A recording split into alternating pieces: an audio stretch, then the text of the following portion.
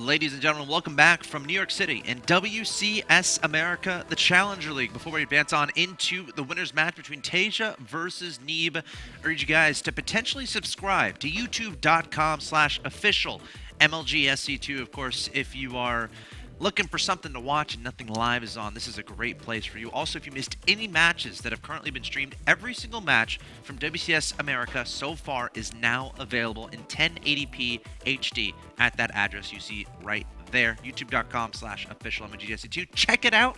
Promise you won't regret it. Of course, Nick, how you doing today, by the way? I'm doing excellent. Okay. I love watching TVT. So do I. I like modern PvZ, but TVT has always been one of my favorite matchups. I'm like really starting to like ZVZ, weirdly enough. You know, I was watching some of the WCS Korea ZVZs. Yeah.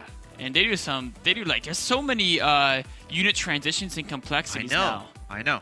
It's, you know, the StarCraft 2 has been getting more and more of an interesting game as the players are getting better. I agree 100%. Neeb versus Maker, a little bit sloppy of a series, I have to admit.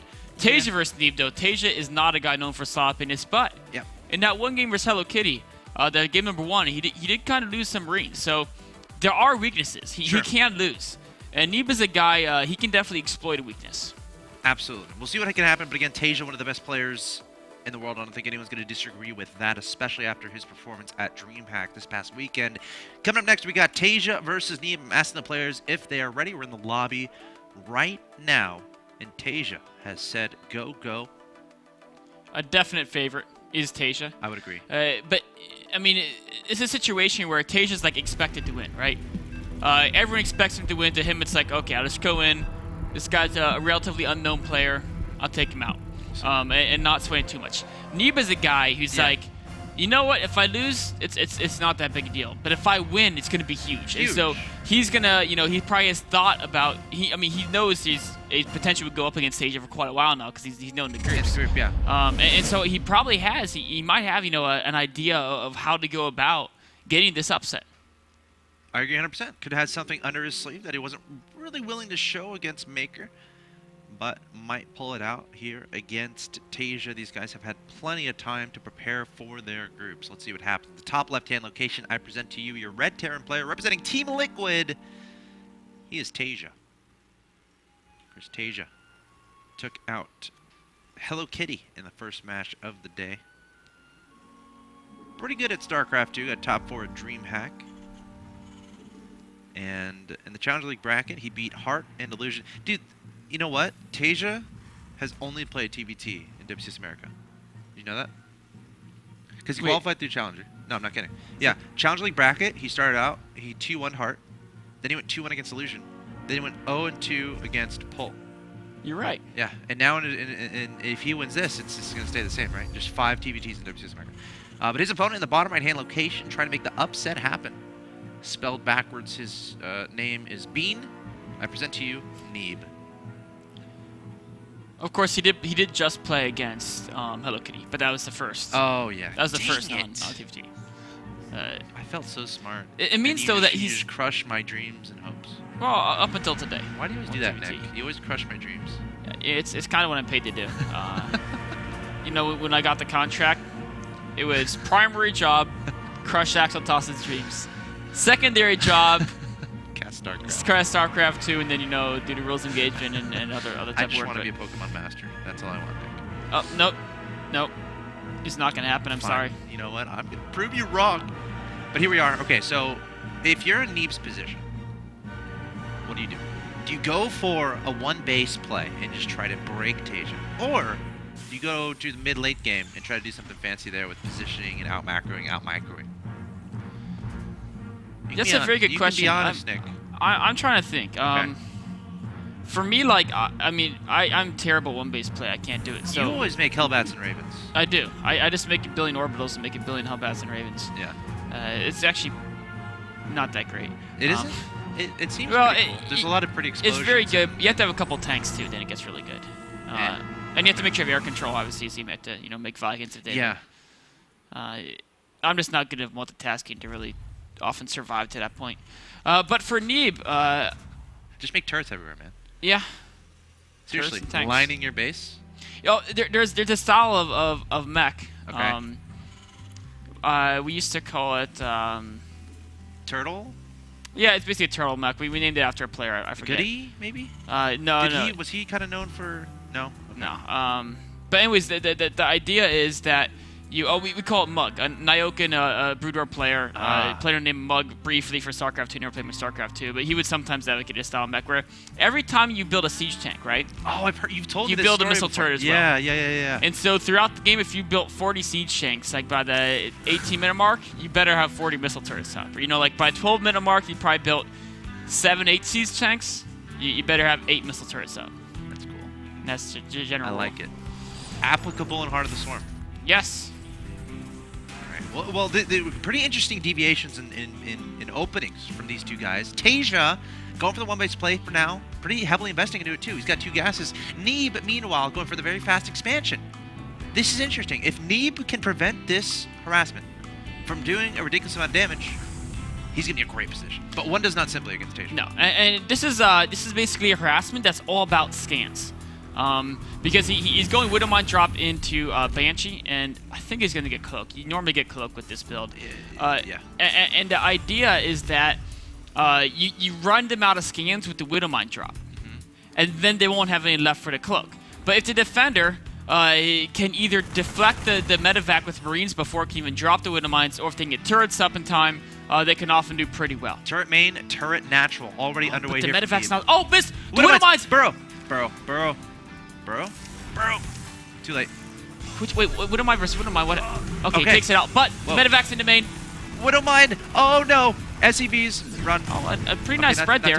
Not terrible. He's only lost 2, 3, 4 SCVs. He can see the Widowmine with the turret. He can. Of course, he doesn't need to kill it immediately. Medevac's actually might go down too. Taeja's got to be so careful. Oh, he can get it. No. Widowmine. Oh, yeah, the Widowmine would be clever. This is nerve-wracking. Okay. Taeja actually got a good amount of SCVs there.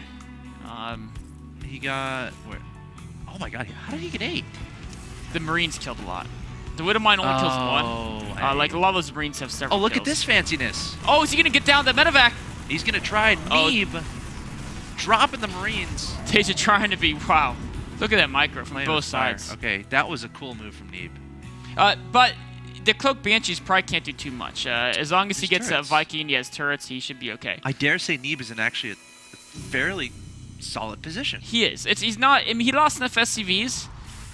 I don't actually know who's winning because... Well, he has 2 orbitals. Like, we have to remember that. Taeja has 2 as well right now. Yeah, that's true. And he's building a 3rd. And he is, isn't he? While Cloak won't do a lot of damage, it's still useful. Like, it's going to be hard for Neeb to have map control against the Cloak Banshees. So they're definitely going to provide value even if they can't get too many SCV kills. All right, Banshee roaming to the natural expansion. Meanwhile, we're going to have a drop in the main base here from Neeb. There's not much back there to defend, to be completely honest. A tank popping out, a Banshee popping out at the perfect moment. I would love to see him target the medevac there, but it's not going to be able to. Oh, he's going to try to. Widowmine going off into SCV. Great micro there from Taeja, and Neeb going to have to get out of there with the medevac. Meanwhile, the Banshee up to 6 kills. The Viking is out, though, for Neeb. 7 kills. But that's a lot of worker kills. Yeah, a little bit sloppy in Neeb not to pull SCVs to the turret. Really focused on his own drop play. Yeah. And Taeja's starting to get ahead in this game. Oh, and the scan doesn't kill it either. And that's... If it's a little bit over to the right. It's got to be so careful because that turret's... Oh, and Widowmine just skidding to its death there. Or skedaddling, I don't know the correct... We need to find the proper verb to describe a Widowmine's movement. Scuttling, maybe. Is that what... Okay, because that's what I've been using.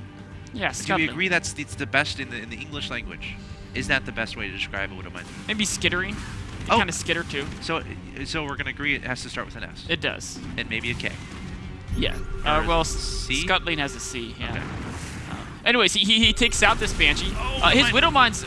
Oh, I thought that was... That was weird. I thought the one had a cooldown. 2 more Widowmines, but Taeja's just going to avoid them. They're going to try to get forward. SCV's going to try to cover them, but some SCVs are being destroyed here. You got to watch out for the friendly fire from the Widowmines, too. Yeah, in fact, both Widowmines taken out before they can get their shots off. Wow. He is going to clean this up, but he's just taking a beating, man. I mean, he's the Banshee's still... There's an absolute beating. Okay, so I'm afraid to look at the damage done there. 30 workers killed throughout this game. And 40 to 24. Taeja's 3 orbital commands. You know, Taeja's just too good at utilizing his units. Yeah.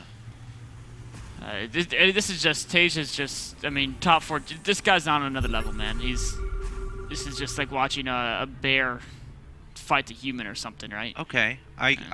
Okay. I bet you could take on a bear. You were a wrestler in high school. Maybe if I had a gun. In college too. Were you? No, I did Just some high martial school? arts in college, but I didn't stick with wrestling. Anything serious. We should set up a show match between Nick and a bear. Game of Thrones style. Game of Thrones style. Yeah. Let's do it. Give me a wooden sword at least, right? Okay. You know what? I'll permit that. We'll set the rules later, but it's gonna happen. MLG sponsored. I'll pitch to Sundance tomorrow. Hey, and I'll be your +1. Okay. Okay. Thank you. I do need a +1 in a bear fight. So that means if you die, I go in. Yeah. You be my second. You'll Are be you my second? Is that what it's called? Yeah, actually, but if you're my second, that means if I get sick and I say can't do it, you have to do it instead. Well, that's not fair. You can just say you're sick. That's the plan. So, Neeb's going to try to catch back up with this Hellbat drop. Okay. And if he can do insane damage, and he can defend Taeja's counter. Well, hang on. Yeah, the SCVs are very vulnerable in the main base. A lot of them going down. Going to try to pull away there, and defending the counter is going to be he doesn't have anything back home. Yeah, Taeja is just going to march up here, and Yeah. one Hellbat versus an army. Taeja, where did I see this before? Oh, he's going to try to pull a CV, drop Hellbats on the Marines. Fancy, Not but gonna be it's enough. not going to cut it. Taeja's too much. 94 to 56. Hellbat's still trying to do damage, Yeah, and they're Taeja's being annoying. the medevac healing it forever. This orbital is going to start backing away. That's actually a pretty funny duel. Watching, I want to see a battle between one medevac, one Hellbat versus one medevac, one Marauder. Who wins? Nobody ever. Really? Well, eventually you run out of energy and then Hellbat wins, Sure. unless there's kiting. I should have guessed that. Approaching the end, there's the GG. Taeja, a game he won after the just sheer number of harassment. Like, when you kill, was it 30, 40 workers? 30-something. It was a lot. When you kill all you're demolishing your Man. opponent's economy. It was like 7 scans. Like each Banshee took 2 Yeah. scans to clean up. It Yeah. was just, his control of the Banshees was always just great. He knew which way to juke them to force 2 scans per Banshee kill. Yeah. Yeah, you could tell Taeja obviously has been in that situation plenty of times before. Taeja has experience. Taeja taking out Neeb in Game 1 of the winner's match, which means he's 1 win away from advancing to Premier League Season 2 WCS America. Guys, stay tuned. Game 2 between Neeb and Taeja coming up.